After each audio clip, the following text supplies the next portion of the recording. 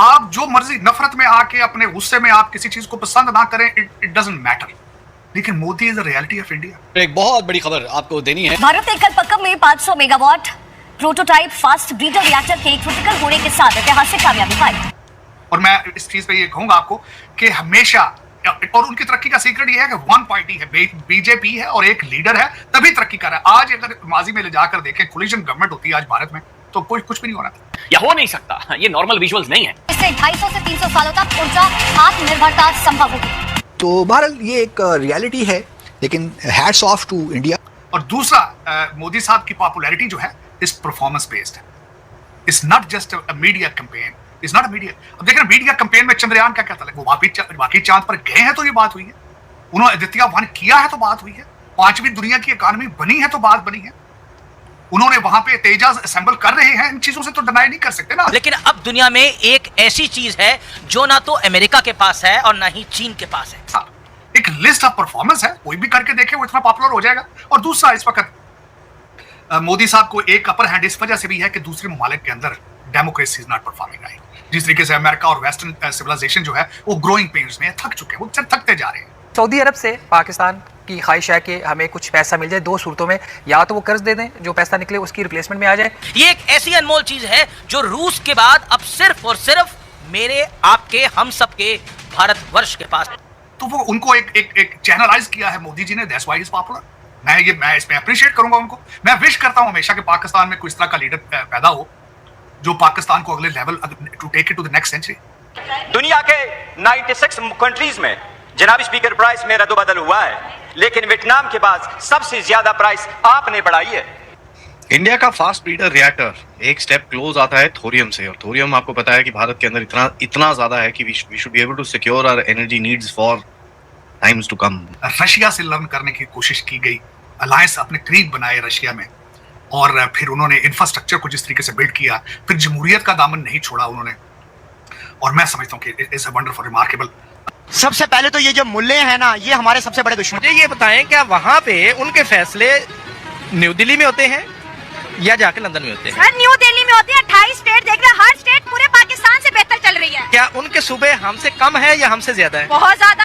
$600 billion in foreign reserve, तो it's a story need to be told. मेरी ख्वाहिश है कि मेरे वतन अजीज के लोग भी करप्शन को छोड़ के अपने पड़ोस की तरक्की को देखने की कोशिश करें। उनके सिर्फ मूवीज ही ना देखें, गाने ना सुने, उनकी खबरें भी सुने, उनकी तरक्की की खबरें भी देखें आप। क्योंकि फास्ट ब्रीडर रिएक्टर जो है ना, after Russia, India is the only country with the proven technology on fast breeder reactor. आप पहले, मैं आपकी स्टेट से क्वेश्चन करना चाहता हूं, आप पहले दुनिया में इस वक्त किस चीज के लिए मशहूर है? आप कुछ चीज एक्सपोर्ट करते रहे माजी में, कर रहे हैं आज, दहशतगर्दी के अलावा, और अफसोस के साथ कि second biggest religion, helpless, hopeless, leaderless, shameless, second biggest religion, कुछ भी नहीं कर पा रहे, कुछ कर भी नहीं सकते, तेल से माला माल है, 70 बच्चा है उनसे 100 किलोमीटर के पास है। बस अब आज मैं दुख के साथ एक कहूंगा, दुख के साथ, आप भी मुसलमान है, मैं भी मुसलमान हूं, हमारा मजहब शुरू होता है इकरा के साथ, सेकंड बिगेस्ट रीजन। इकरा का मतलब है पढ़, और सबसे ज्यादा पढ़ा है जिसका मजहब ही शुरू से होता है इकरा, पढ़ो लिखो पढ़ो, और वो सब के सब डम है, सब के सब अनपढ़ है, इंग्लिश से नफरत है, तालीम से नफरत है, साइंस से नफरत है। How do you see sir these developments starting from your prime minister Modi की? जरा बात कर लें, कई लोग कहते हैं ये सही है, कई लोग कहते हैं गलत है। देखिए, डिफरेंट ओपिनियन है। मेरे ज्यादातर पाकिस्तानियों को अगर ये बात पसंद आए ना आए ये अलग बात है, लेकिन एक हकीकत है कि दुनिया की सबसे बड़ी डेमोक्रेसी, दुनिया की सबसे बड़ी राइजिंग पावर, आप जो मर्जी नफरत में आके अपने गुस्से में आप किसी चीज को पसंद ना करें, इट डजंट मैटर, लेकिन Modi is the reality of India. और मैं इस चीज पे ये कहूंगा आपको कि हमेशा, और उनकी तरक्की का सीक्रेट ये है कि वन पार्टी है, बीजेपी है और एक लीडर है, तभी तरक्की कर रहा है। आज अगर माजी में ले जाकर देखें, कोलिशन गवर्नमेंट होती है आज भारत में, तो कोई कुछ भी नहीं होना था। और दूसरा, मोदी साहब की पॉपुलैरिटी जो है इस परफॉर्मेंस बेस्ड है, it's not just a media campaign, it's not a media. अब देखें मीडिया कैंपेन में चंद्रयान का क्या था, वो वाकई चांद पर गए हैं तो ये बात हुई है, उन्होंने आदित्य वन किया है तो बात हुई है, 5वीं दुनिया की इकॉनमी बनी है तो बात बनी है, उन्होंने वहां पे तेजाज असेंबल कर रहे हैं, इन चीजों से तो डिनाई नहीं कर सकते ना। एक लिस्ट ऑफ परफॉर्मेंस है, कोई भी करके देखे वो इतना पॉपुलर हो जाएगा। और दूसरा, इस वक्त मोदी साहब को एक अपर हैंड इस वजह से भी है कि दूसरे ममालिक के अंदर democracy is not performing right. जिस तरीके से अमेरिका और वेस्टर्न सिविलाइजेशन जो है वो ग्रोइंग पेन्स में थक चुके हैं, वो थकते जा रहे हैं। मुख्तलिफ अवामल की वजह से उनके बच्चे थक चुके हैं, बोर हो गए ना उनके बच्चे। तो उसमें अब इस वक्त जो और एपेटाइट के साथ, तरक्की एपेटाइट के साथ होती है, उसके अंदर कई चीजें होती हैं, नेशनलिज्म होता है, शऊर होता है, तालीम होती है, और उसके बाद एपेटाइट होना तरक्की की। मिडिल क्लास ग्रो कर रही है भारत की, उनकी एपेटाइट है, नई चीजों को खरीदने की एक एपेटाइट है उनको। तो वो उनको एक चैनलाइज किया है मोदी जी ने, that's why he is popular. मैं इसमें अप्रिशिएट करूंगा उनको। मैं विश करता हूं हमेशा कि पाकिस्तान में कोई इस तरह का लीडर पैदा हो जो पाकिस्तान को अगले level to take it to the next century. Unfortunately, not only in Pakistan, many other countries in developing countries, they are lacking behind. वहाँ पे नहीं चीजें आगे चैनलाइज सही तरीके से हो रही हैं, लेकिन मैं समझता हूँ कि Bharat has risen so fast, so quick within। अब अगर सफर देखा जाए तो उनका मनमोहन सिंह से लेकर आज तक का सफर देखें, लेकिन उनके राइट मैंने 15 अगस्त उनका कर लें, 15 अगस्त 1947 से लेकर जब भी हिस्ट्री को अपने हाथों से पेपर पे लिखने की कोशिश करता हूँ कि कौन कौन से स्टेप्स हैं जो वो सही लिए उन्होंने, तो उसमें उनके मैं समझता हूं कि नेहरू जो थे उस टाइम से ही राइट डिसीजन लिए गए।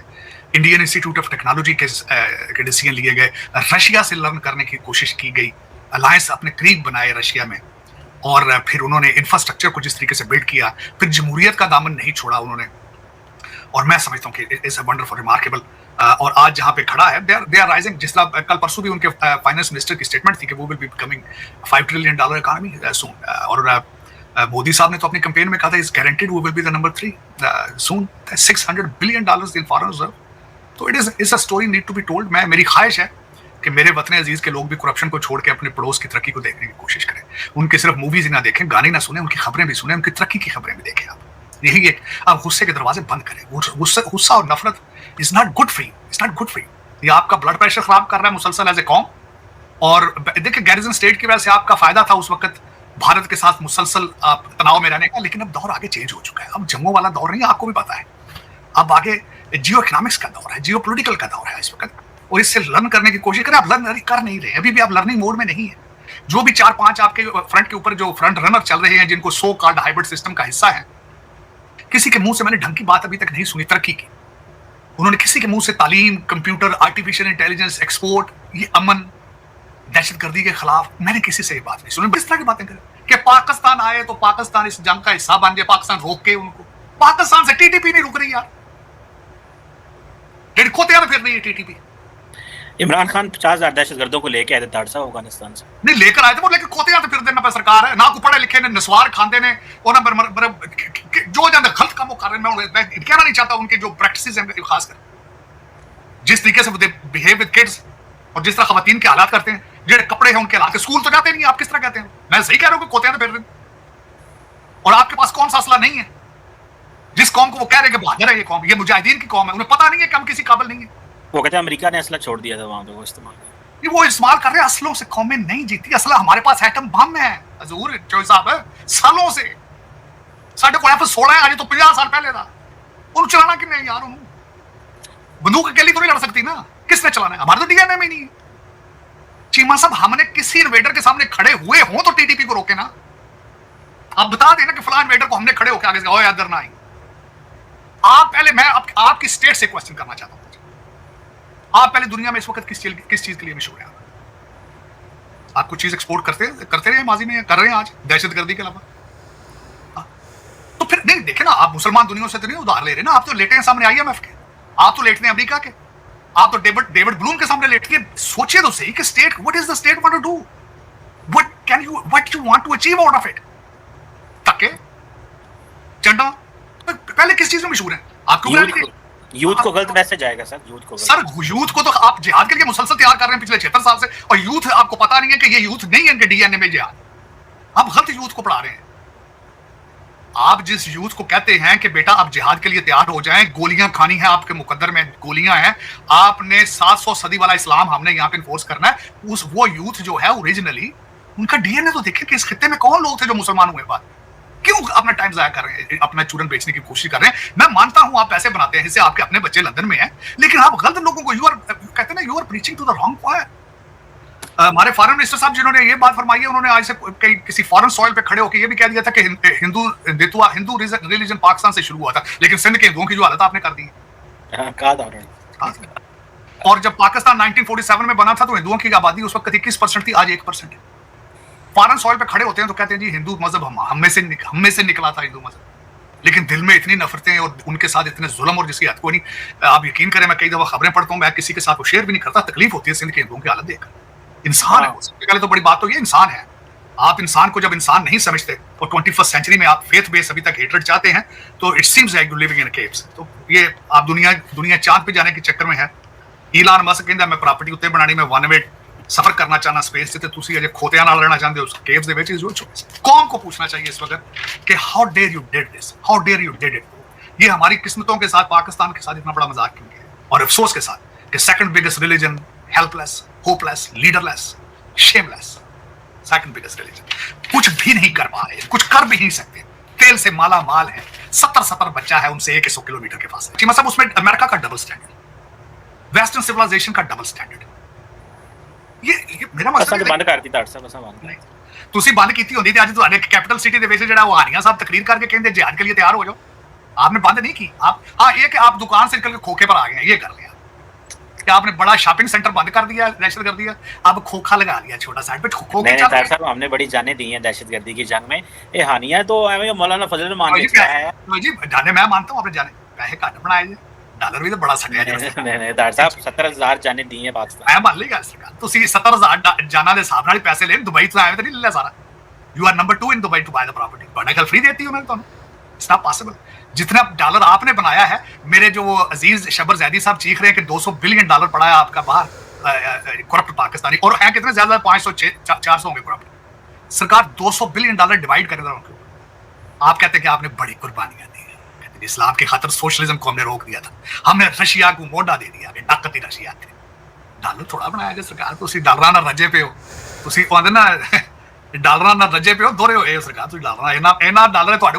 मैं समझ, मुझे तो शक पड़ता आपके पास अमेरिकनों से भी ज्यादा डॉलर है जिनकी अपनी करेंसी डॉलर है। ये साडे मौलवी ले लू गए ने तार साहब, इन्हां ने सानू बड़ा वक्त पाई रखे तार साहब। ओ नहीं सर, तुसी अजे भी मौलवियों दे अगे खेड रहे हो। आपकी क्रिएशन, अपनी क्रिएशन टीएलपी आपकी अपनी क्रिएशन है। ये इस वक्त बहुत बड़ा वोट बैंक है उनका, लेकिन गलत है। जिसने भी किया है, जो कर रहा है, वो पाकिस्तान का मुखलिस नहीं हो सकता। पाकिस्तान का मुखलिस नहीं हो सकता। ये कभी बैकफायर करेगी ये टीएलपी आपको। और हर चीज आपने जो क्रिएट की उसने बैकफायर किया। आपकी अपनी फाउंडेशन को उन्होंने क्रैक किया, आपकी अपनी क्रिएशंस ने। आपको ये बंद करना पड़ेगा।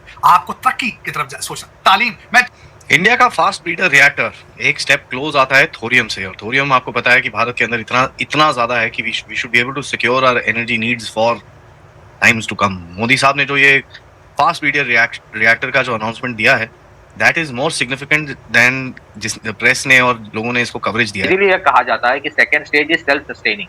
क्रिटिकल स्टेज में पहुंच जाता है तो आपके एक certain amount of fuel first stage से आ जाता है। सेकंड स्टेज में वो प्लूटोनियम इस्तेमाल किया जाता है, और प्लूटोनियम ही स्पेंट फ्यूल होता है, उसको फिर से आप इस्तेमाल करते हो। फिर आउटपुट जो प्लूटोनियम हो उसको फिर से आप इस्तेमाल कर सकते हो। इससे that means you use the same amount of fuel for keeping on creating energy. And second stage का जो यूरेनियम 233 निकलता है, उसको थर्ड स्टेज में थोरियम के साथ मिलाया जाता है।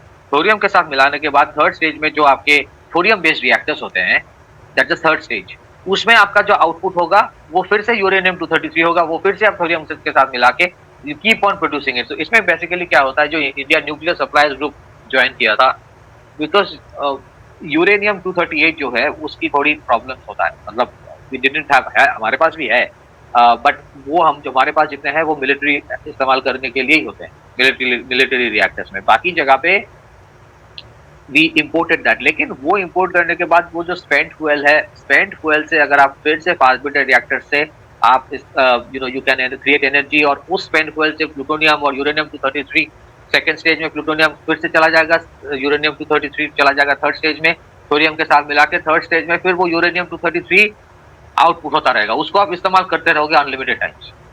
अगर ये सक्सेसफुल हो जाता है, सेकंड स्टेज के बाद थर्ड स्टेज आएगा जहां पे थोरियम बेस्ड रिएक्टर्स का इस्तेमाल होगा। ये अगर फुल फ्लेजेड सक्सेसफुल हो जाता है तो इसका जो overall potential of energy generation है, दैट इज फार बियॉन्ड जो प्रोजेक्शन है ऑफ 100 गीगावाट बाय 2047 जो प्रोजेक्शन दिया गया है ऑफिशियली। बट इस प्रोसेस अगर इंडिया क्रिटिकल स्टेज में पहुंच जाता है, you can actually generate energy to the tune of 385 gigawatt with only a certain limited amount of uranium and plutonium and uranium and thorium, और कुछ चाहिए ही नहीं। So ये एक self sustaining model है जो it will give clean energy, number one, it will give you energy resilience and energy independence, number 2, and number 3, it gives you a geopolitical heft. क्योंकि fast breeder reactor जो है ना, after Russia, India is the only country with the proven technology on fast breeder reactor.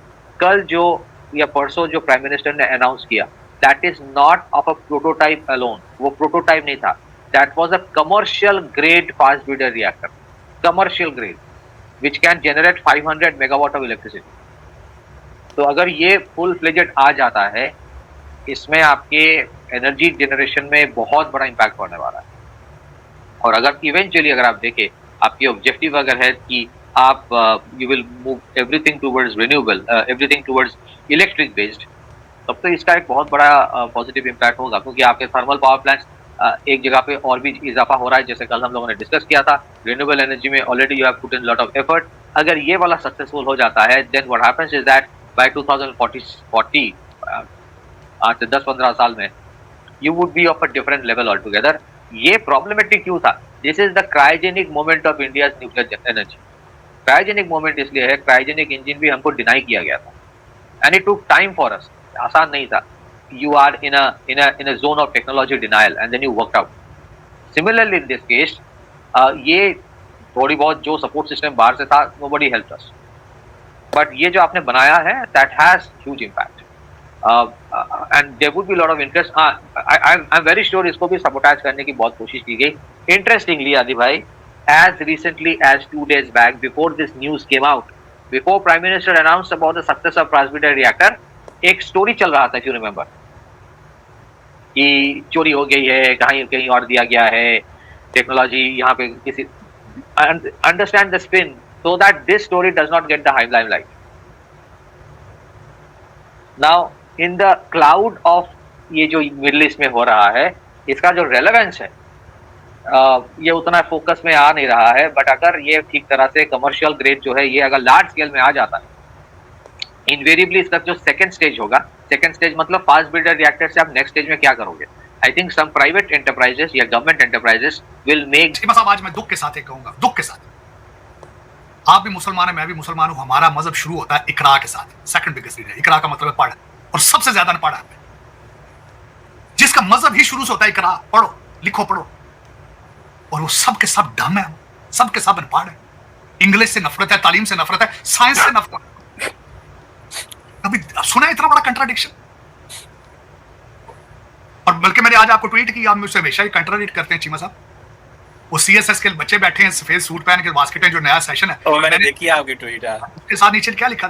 उन्होंने कहा था कि Faisal mover type, ये railway जो है उसको फैसल मूवर ने फेल कर दिया है, और ये सीएसएस के अफसर उस जैसी ट्रांसपोर्टेशन, ये पोस्ट ऑफिस बैंकक्रप्ट होने को फिर चलाने वाले सारे सेक्रेटरी जो हैं वो सारे ऑक्सफोर्ड गए.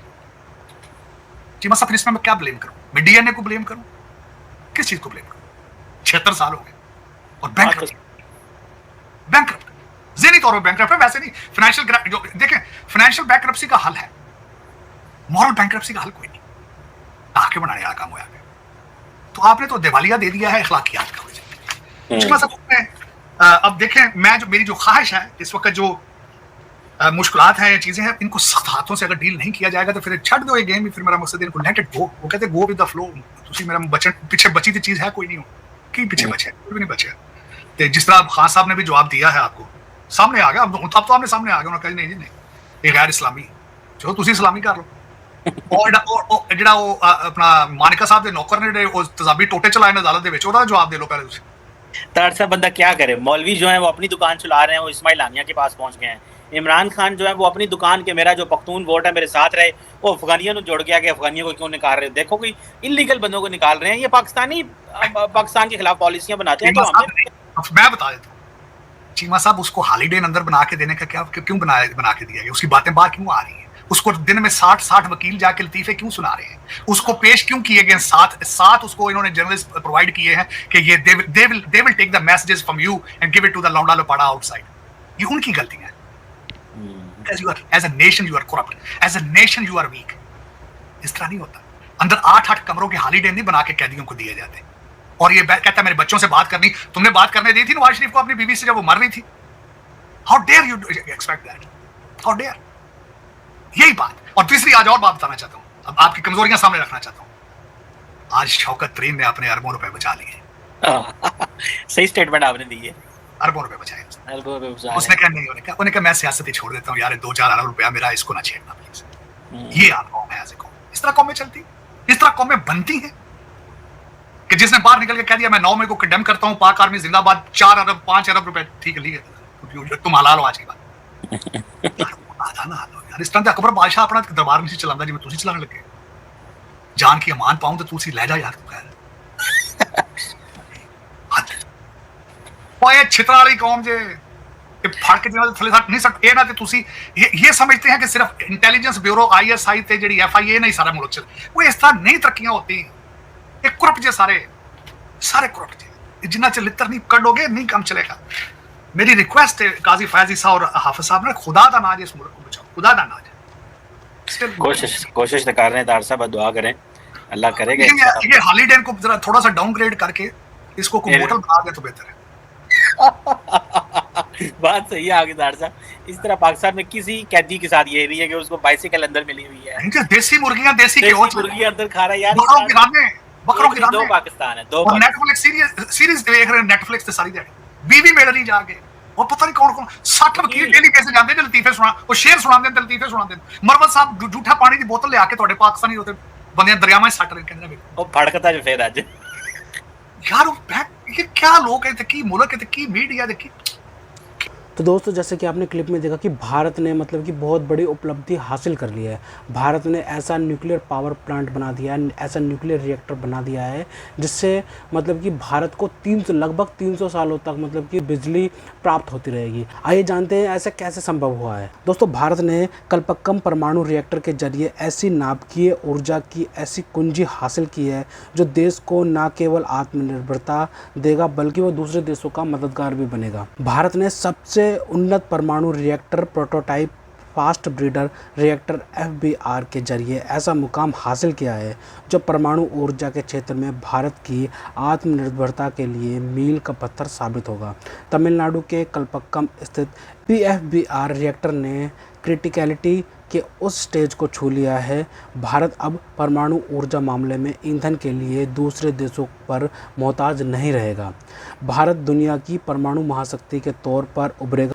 क्रिटिकलिटी स्टेज से रिएक्टर अपने आप संचालित परमाणु विघटन के जरिए इतने न्यूट्रॉन पैदा करने लगता है कि किसी बाहरी दखल के बिना अपने आप एटॉमिक रिएक्शन होती रहती है और नाभिकीय ऊर्जा उत्पादन होने लगता है। PM मोदी ने इसे भारत के परमाणु ऊर्जा क्षेत्र में निर्णायक मोड़ बताया है। परमाणु कार्यक्रम का पहला चरण जिसमें ईंधन खत्म नहीं बल्कि बढ़ेगा, मतलब कि जितना ईंधन डालेंगे उससे भी डबल ट्रिपल मतलब कि वो एनर्जी प्रदान करेगा। ठीक है, तो इस PFBR रिएक्टर की सबसे बड़ी खूबी इसके नाम ब्रीडर में है, ब्रीडर में छुपी हुई है। सामान्य परमाणु रिएक्टर ईंधन यूरेनियम को ईंधन की तरह जलाकर ऊर्जा पैदा करते हैं, लेकिन यह रिएक्टर ऊर्जा पैदा करने के साथ साथ नया ईंधन भी पैदा करता है। जितना ईंधन प्लूटोनियम 233 खर्च करता है उससे ज़्यादा नया ईंधन प्लूटोनियम 239 पैदा करता है। इससे भारत के पास भविष्य के लिए परमाणु ईंधन का अटूट भंडार तैयार हो जाएगा। ठीक है दोस्तों, परमाणु कार्यक्रम का दूसरा चरण ये है। भारत का परमाणु कार्यक्रम 3 चरणों में 3 स्टेज का प्रोग्राम है जिसमें एटॉमिक प्रोग्राम के जनक डॉक्टर होमी जहांगीर भाभा ने डिजाइन किया था। पहला चरण उन PHWR रिएक्टरों का है जो अभी संचालित fast breeder reactor Kalpakkam Bharat के एटॉमिक प्रोग्राम के दूसरे चरण में एंट्री की मुहर है। थोरियम रिएक्टर का तीसरा चरण थोरियम रिएक्टर तीसरा चरण है। PFBR वही जरिया है जो भारत के पास मौजूद दुनिया के सबसे बड़े थोरियम भंडार को भविष्य में बिजली में बदल पाएगा। भारत के पास यूरेनियम की कमी है और हमें इसके लिए रूस, कजाकिस्तान या ऑस्ट्रेलिया जैसे देशों पर निर्भर रहना पड़ता है। ठीक है, तो भारत का थोरियम खजाना, भारत के पास थोरियम बहुत ज़्यादा मात्रा में है। भारत रिच कंट्री है थोरियम के मामले में। ठीक है, भारत के पास दुनिया का लगभग 25% थोरियम भंडार है। PFBR इस थोरियम का उपयोग करने की कुंजी है। भारत ने 2047 तक 100 GW परमाणु क्षमता हासिल करने का लक्ष्य रखा है।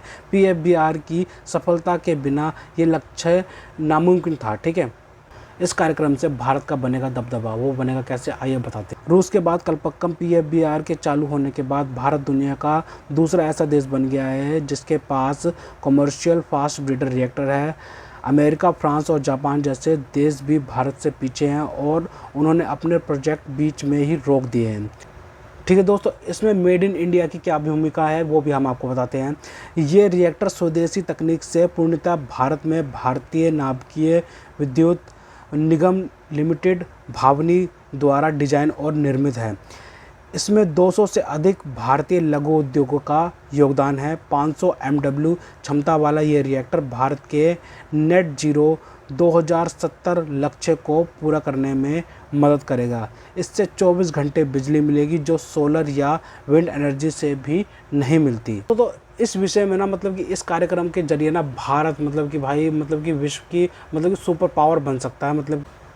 मतलब कि इस कार्यक्रम से ना भारतवासियों को 24 घंटे बिजली मिलेगी। मतलब कि बिजली जाएगी नहीं और बिजली की कीमतें भी कुछ कम हो जाएंगी, काफ़ी हद तक कम हो जाएंगी। फ्री तो नहीं कह सकते लेकिन भाई कम ज़रूर हो जाएंगी। लेकिन भारत को बहुत ज़्यादा फ़ायदा होगा इस चीज़ से। मतलब कि हम जानते हैं कि बिजली भी क्रूड ऑयल से भी बनती है। ठीक है भाई, मतलब क्रूड ऑयल से भी बनती है। तो क्रूड ऑयल जैसे जैसे संकट चल रहा है ना पूरी दुनिया में, ठीक है, क्रूड ऑयल का, तो भाई उसको देखते हुए ना तो भारत ने मतलब कि ये कार्यक्रम भाई साहब कर दिया है। ठीक है, दुनिया में एक ही देश है रूस जिसके पास ये तकनीक है। ठीक है भाई, उनके पास ये न्यूक्लियर पावर रिएक्टर है जो कि भाई साहब प्रोड्यूस करता है मतलब कि ये वाली एनर्जी। ठीक है, तो अब भारत दूसरा देश बन गया है जो भाई साहब ये मतलब कि पावर प्लांट सेटल कर दिया है। ठीक है भाई, भारत अब मतलब कि बिजलियाँ बनाएगा, मतलब कि बिजली बनाएगा वो भी कम कीमत पर, वो भी 24 घंटे चलेंगी भाई। मतलब कि ये अमेरिका, जापान, ठीक है भाई साहब, जापान, UK जैसे बड़े बड़े देश से जो है ना वो भी मतलब कि नहीं बना पाए हैं। उन्होंने अपने प्रोग्राम में रोक दिया। मतलब कि वो भी काम कर रहे हैं इस चीज़ पर, लेकिन भाई भारत ने ये उपलब्धि हासिल कर लिया है तो ये भारतवासियों के लिए बहुत अच्छी बात है। तो खैर तो दोस्तों, अगर आपको हमारी वीडियो पसंद आई हो तो कम से कम व्हाट्सएप पर जरूर शेयर कीजिएगा। साथ साथ चैनल को सब्सक्राइब करके हमारा मनोबल जरूर बढ़ाएगा ताकि हम आपके लिए ऐसे ही मनोरंजन वीडियोस बनाते रहें। तो गाइस मिलते हैं आपसे अगली वीडियो में, तब तक के लिए जय हिंद।